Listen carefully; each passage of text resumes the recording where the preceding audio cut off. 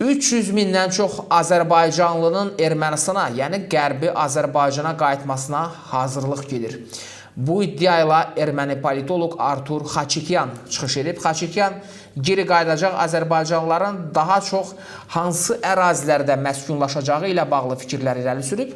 İlkin olaraq 300 min Azərbaycanlının qayıdacağını düşünsək, onların sayının 1 milyona qədər artdığı da deyilir.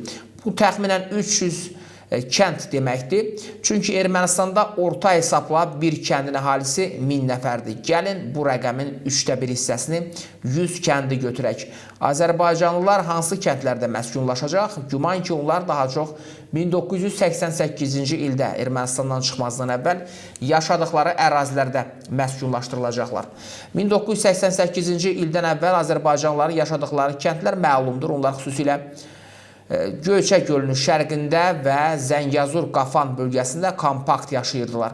Ehtimal ki, geri qayıdacaq Azərbaycanlılar əsasən bu bölgələrdə yerləşəcək deyə Xaçikyan bildirir. Erməni politoloq iddia edir ki, Göyçə gölünün şərq hissəsi və Qafan bölgəsi Azərbaycan üçün strateji əhəmiyyət kəsb edir.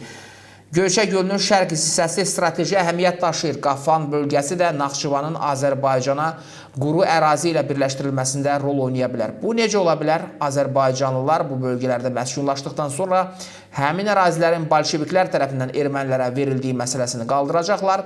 Daha sonra tarixi ədalətsizlik adlandırdıqları bu məsələni həll edəcəklər. Erməni politoloq bu iddiaları səsləndirib.